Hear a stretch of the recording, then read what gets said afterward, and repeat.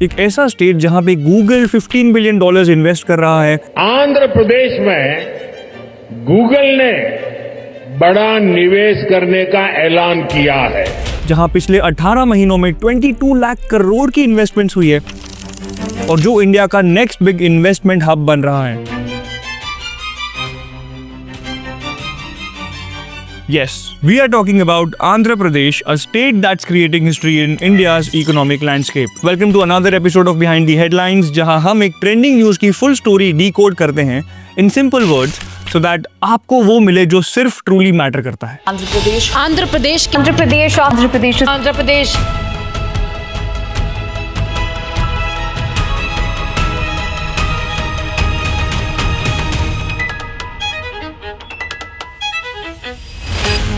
So let's understand why companies are moving to Andhra Pradesh, but उससे पहले let's talk about the remarkable turnaround made by the state itself. Andhra Pradesh एक वक्त crisis में था।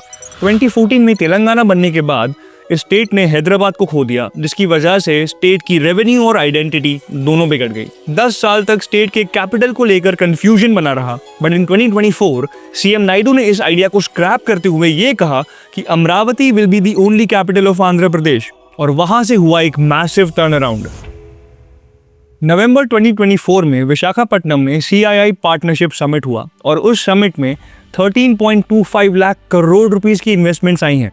613 MOU sign किए गए हैं विद कंपनीज फ्रॉम 60+ कंट्रीज। तो अब बात करते हैं इन्वेस्टमेंट्स की। रिलायंस इंडस्ट्रीज ने आंध्र प्रदेश में 1 गीगावाट का AI data centre and 6 gigawatt peak का सोलर प्रोजेक्ट प्लान किया है। Google announced India's first AI hub in Visakhapatnam with a total investment of $15 billion in partnership with Adani Connex and Bharti Airtel. इसके अलावा Adani group multiple sectors में 1 lakh crore rupees invest करेगा। Brookfield ने clean energy में $12 billion commit किए हैं और ऐसी कई कंपनीज हैं जिन्होंने आंध्र प्रदेश को अपना नेक्स्ट इन्वेस्टमेंट हब बनाया है। एंड हर एक MOU का ना एक स्पेसिफिक टाइमलाइन और टारगेट है, with the department constantly following up with the companies. State government ने एक टारगेट सेट किया था to get around $1 trillion worth of investments over the next decade, और पहले 1.5 साल में ही ऑलरेडी 22 लाख करोड़ रुपए सिक्योर हो चुके हैं। तो सवाल ये है, what's making Andhra Pradesh a magnet for these investments? Reason 1, speed of doing business and policy reforms. जहां बाकी states ease of doing business पे टिके हैं, Andhra Pradesh has focused on the speed of doing business. India में सबसे बड़ी प्रॉब्लम है ब्यूरोक्रेटिक डिलेस, इसलिए गवर्नमेंट ने ये डिसाइड किया कि एक बार MOU साइन हो जाए तो एक एस्क्रो अकाउंट ऑटोमेटिकली क्रिएट होगा और फंड्स बैंक के थ्रू रियल टाइम रिलीज होंगे। किसी ऑफिसर या इन्वेस्टर को अप्रोच करने की जरूरत ही नहीं होगी। और गवर्नमेंट ने डिसाइड किया है कि there will be an automatic fund release system, single window clearances, land subsidies with up to 25% discount on market price, 100% SGST reimbursement during construction and electricity duty exemption। मतलब मानो अगर आपने दिसंबर 2025 में MOU साइन किया तो दिसंबर से ही साइट प्रिपरेशन भी स्टार्ट हो जाएगा। ये है real speed of execution. Region 2, infrastructure and strategic location.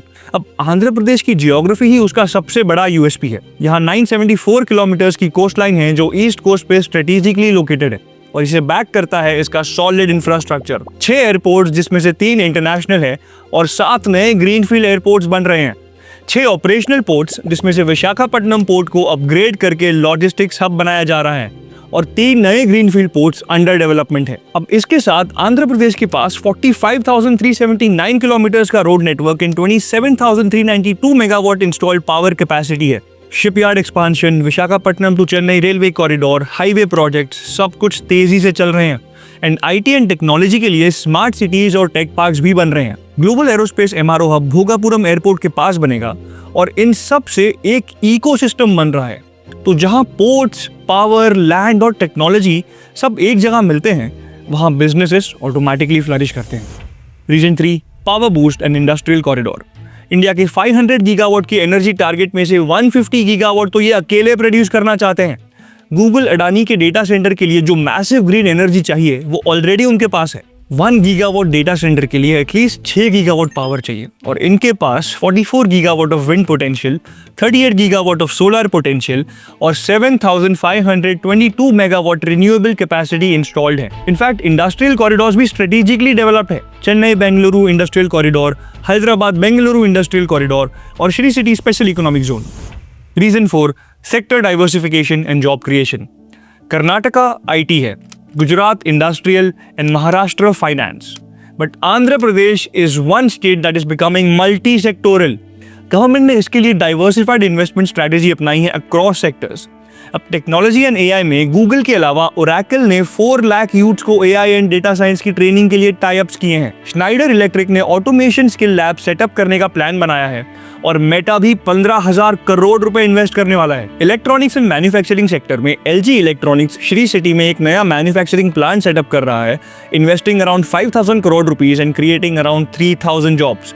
Foxconn एक मेगा मैन्युफैक्चरिंग सिटी बनाने वाला है एंड सेल इंडस्ट्रीज 22,000 करोड़ रुपए लगा रही है for solar parks, biomass power and data centres, creating around 70,000 jobs. And then comes the clean energy sector, जहां renew energy ने 82,000 करोड़ रुपीस प्लेज किए हैं। टाटा पावर ने 49,000 करोड़ का MOU साइन किया है एंड सुजलॉन अपना विंड टर्बाइन प्लांट एक्सपांड कर रहा है। अब लॉजिस्टिक्स की बात करें तो रोड एंड पोर्ट कनेक्टिविटी के लिए 23,000 करोड़ रुपीस इन्वेस्ट होंगे, जहां मेजर पोर्ट्स को हाईवे से जोड़ा जाएगा। स्टील एंड हैवी इंडस्ट्री में ArcelorMittal and Nippon steel 1.4 lakh crore rupees का इन्वेस्टमेंट कर रहे हैं आंध्र प्रदेश में सबसे बड़ा स्टील प्लांट लगाने के लिए। अब कर्नाटका के एरोस्पेस पार्क कैंसिल होने पर गवर्नमेंट ने 8,000 एकड़ का लैंड ऑफर किया एरोस्पेस कंपनी को अट्रैक्ट करने के लिए। इनफैक्ट HAL के लिए अनंतापुर में 10,000 एकड़ प्रपोजल दिया गया था। लग्जरी टूरिज्म भी एक टारगेट है, जहां ओबेरॉय ग्रुप 5 नए होटल्स बना रहा है इन अमरावती, विशाखापट्टनम, तिरुपति, गंडीकोटा एंड हॉर्सली हिल्स। तो अब जब इतनी इन्वेस्टमेंट्स आ रही हैं, एम्प्लॉयमेंट अपॉर्चुनिटीज भी ऑब्वियसली बढ़ेंगी। CII समिट में जो 16.3 लाख जॉब्स का प्रॉमिस हुआ था, उसके अलावा CM ने अगले 4 साल में 20 लाख जॉब्स क्रिएट करने की बात की है। एम्प्लॉयमेंट अपॉर्चुनिटीज के साथ स्टार्टअप नंबर्स भी बढ़ेंगे। लोकल यूथ के लिए ट्रेनिंग प्रोग्राम्स होंगे, जहां स्किल डेवलपमेंट पे फोकस रहेगा। अब आंध्रा गवर्नमेंट ने public private people partnership model adapt किया है which seems to work wonders for them. Singapore के साथ वापस पार्टनरशिप करना इस बात का सबूत है कि अपनी गवर्नेंस सुधारने से ग्लोबल कॉन्फिडेंस आ सकता है। आंध्र प्रदेश का ट्रांसफॉर्मेशन एक केस स्टडी है for other states, but what makes it different is their political stability, young demography, government की एग्जीक्यूशन स्पीड, फ्यूचर को ध्यान में रखते हुए ग्रीन एनर्जी पे focus and tech first approach. Just one thing, water scarcity एक बड़ा कंसर्न हो सकता है फॉर डेटा सेंटर्स और विशाखापट्टनम में ऑलरेडी इसकी शॉर्टेज है। इसके साथ गवर्नमेंट को 10 लाख करोड़ की पब्लिक डेट पर भी ध्यान देना होगा। आंध्र प्रदेश का टारगेट है $2.4 ट्रिलियन इकोनॉमी बाय 2047 और करंट ट्रैजेक्टरी से ये अचीवेबल लग रहा है। And it's not just another state attracting investments, it's becoming India's next growth engine. तो अगर आप इन्वेस्टर हो, एंटरप्रेन्योर हो या फिर सिंपली इंडिया की इकोनॉमी को समझना चाहते हो, then do keep Andhra Pradesh on your radar. Well, that's it for this episode of Behind the Headlines. For more such insightful videos, subscribe to UpLearn by Upstocks. हम फिर लौटेंगे एक नए वीडियो के साथ. Till then, stay sharp.